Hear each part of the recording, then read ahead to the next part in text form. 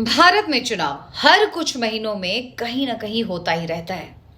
ऐसे में एक विचार जो लगातार जोर पकड़ रहा है वो है एक देश एक चुनाव, यानी वन नेशन वन इलेक्शन। मतलब लोकसभा और सभी राज्यों के चुनाव एक साथ। तर्क साफ है, देश हर साल चुनाव मोड में नहीं रहेगा।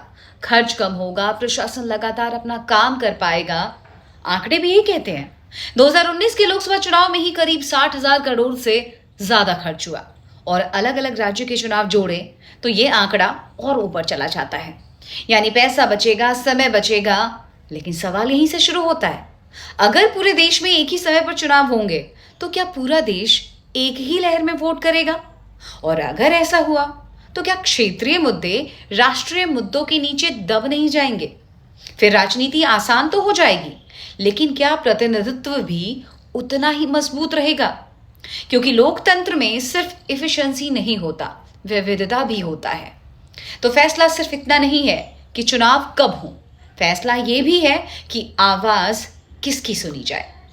अगर पूरे देश की राजनीति एक ही समय एक ही दिशा में बहने लगे तो ये मजबूती होगी या धीरे धीरे एक सेंट्रलाइज्ड कंट्रोल की शुरुआत?